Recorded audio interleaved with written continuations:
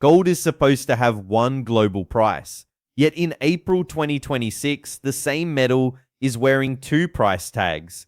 London says the market is calm, while Shanghai is screaming shortage at the exact same moment, and that impossible split is why this is not just another gold price update.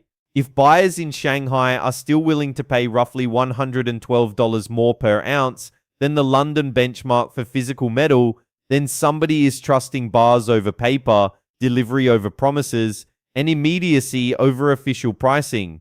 The strange part is that most Western coverage still treats London and New York as if they are the center of the gold universe. They are not acting like the center right now. They are acting like a lagging reference point. There is also one deeper signal buried inside this spread that matters even more than the premium itself, and I am going to come back to it near the end, because once you see it, the entire East versus West story snaps into focus. Start with the contradiction. Gold traders in the West are trained to look at spot charts, futures curves, ETF flows, central bank commentary, and Fed expectations. That is the paper map. But a paper map is only useful if it still matches the ground. In the East, especially in China, the ground is physical demand, immediate settlement, and actual metal moving into stronger hands. When Shanghai clears physical gold above London by a triple-digit premium, it is not just a quirky regional mismatch. It is a pricing signal that says the most urgent buyer is not where the benchmark is set. The benchmark is being set in a financial center, while the pressure is building in a delivery center. That matters right now because the catalyst is not vague. This is the April 2026 divergence between Shanghai and London physical pricing, and it is happening at the exact moment gold remains one of the highest search demand terms. People are looking for the gold price today, but the more useful question is this: which price is telling the truth? The paper-friendly answer is that arbitrage will fix everything. The physical market answer is that arbitrage only works when bars move freely. Financing remains cheap, trust remains high, and nobody cares who gets delivery first. That is not the world we are looking at. In the East, physical accumulation still looks like savings, protection, and long-duration wealth storage. In the West, gold often gets packaged as a trade, an ETF line item, or a hedge to rotate in and out of. That difference in behavior matters more than most people realize. Eastern buyers are often taking metal off the market to keep it. Western institutions are often using paper to express a view without touching a bar. So when stress builds, the East tightens real supply, while the West can suppress the message with paper volume, at least for a while. The result is exactly the kind of contradiction we are watching now. Physical scarcity in one region, price lag in another. Here is the first data-heavy reality. A premium near $112 per ounce is not background noise. On a 1-ounce coin, that is already meaningful. On 10 ounces, that is more than $1,000 of difference. On a kilo, about 32.15 ounces, that gap becomes more than $3,600. On a 100-ounce gold equivalent framing, you are talking about an $11,200 spread between the Shanghai physical bid and the London reference. That is not trivia. That is a message. What this means for you is simple. If you think in ounces instead of headlines, the spread is telling you that delayed buyers in the West may be anchoring to a price that physical buyers in the East already rejected. If your target is 1 ounce, 5 ounces, 10 ounces, or a full 100-ounce long-term position, the cost of waiting is not just the chart moving higher. It is the possibility that your local paper quote is understating what real delivery pressure already looks like elsewhere. So why would Shanghai pay up like this while London lags? Because the East and West are buying different things, even when they use the same word, gold. In Shanghai, the focus is physical possession, immediacy, and scarcity. In London, much of the flow is still filtered through forwards, unallocated accounts, derivatives, and the assumption that settlement systems remain orderly.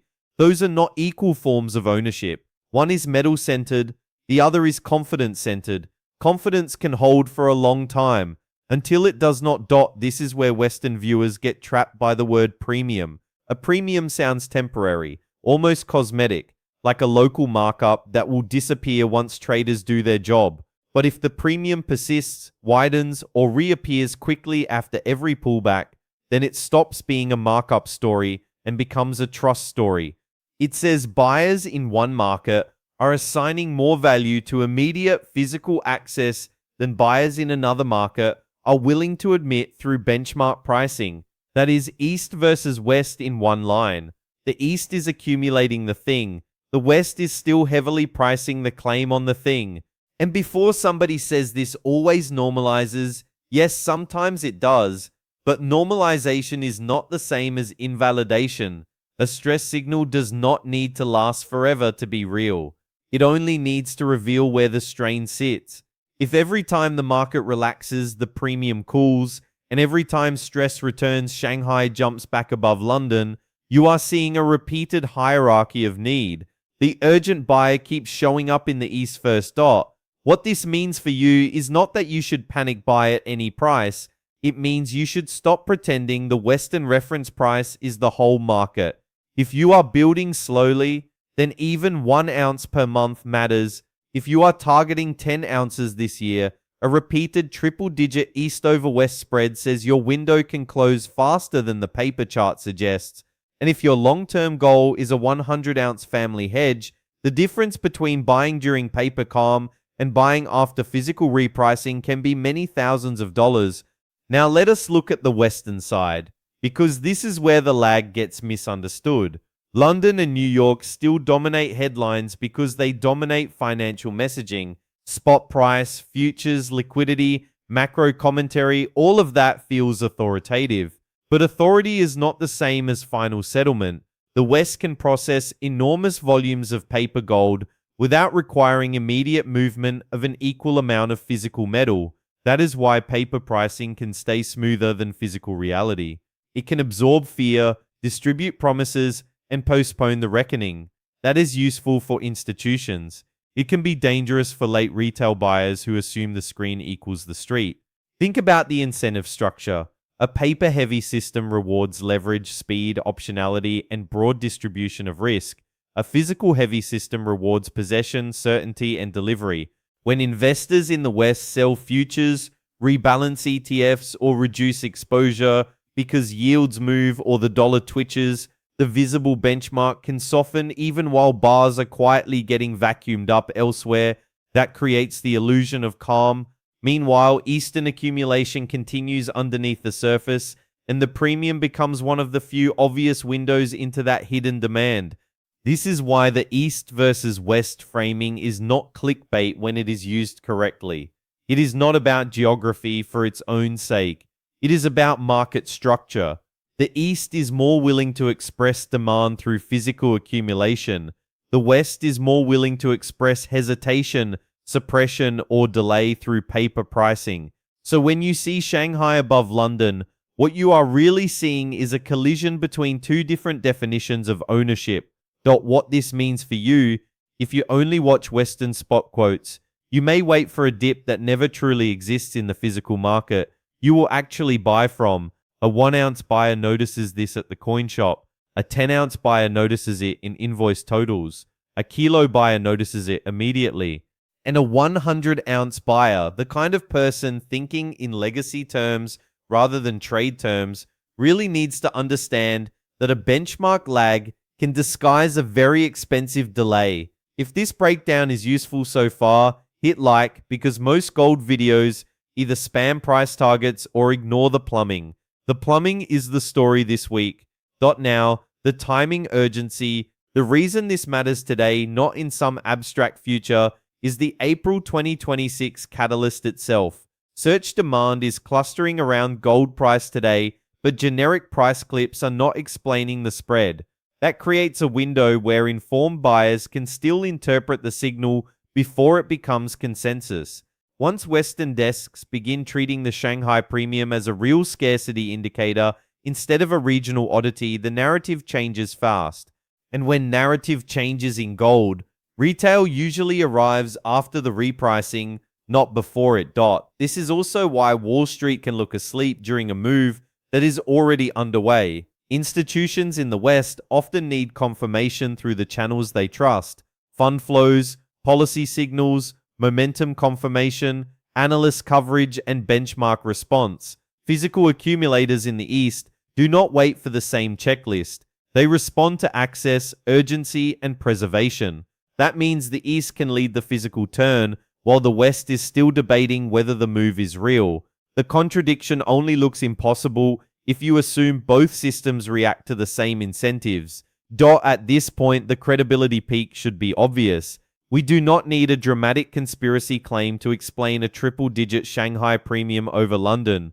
We just need to accept that paper benchmarks can lag physical stress. If you want more breakdowns that focus on market structure instead of noise, subscribe, because that lag between official price and physical reality is where some of the best signals are hiding right now. Let us make this personal, because this is where most viewers finally decide whether the story matters. Imagine you want a small insurance stack of 3 ounces. A $112 divergence is $336 of hidden pressure. At 5 ounces, it is $560. At 10 ounces, it is $1,120. On a kilo, it is over $3,500. On a 100-ounce gold equivalent position, it is over $11,000. Those numbers do not guarantee tomorrow's price move, but they do tell you the physical market is assigning urgency that many Western buyers have not priced into their plan. What this means for you is that timing matters more than perfection. If you are waiting for the perfect macro headline, the perfect Fed signal, or the perfect pullback on a Western chart, you may be waiting inside the wrong market structure. The East is showing physical accumulation now. The West is still allowing paper pricing to soften, delay, or mute the message. That gap can narrow in 2 ways. Shanghai cools down, or London catches up.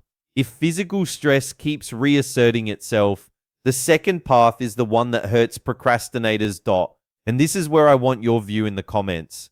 If you were trying to build a position from zero today, would you rather start with 1 ounce, 10 ounces, or work toward 100 ounces over time, knowing Shanghai is already paying up for immediate metal? Comment with your target size, because your answer changes how you should think about timing, premium tolerance, and whether you trust paper quotes at all. Now let us close the open loop from the beginning. I said there was a deeper signal more important than the $112 premium itself. Here it is. The premium matters because it reveals delivery priority.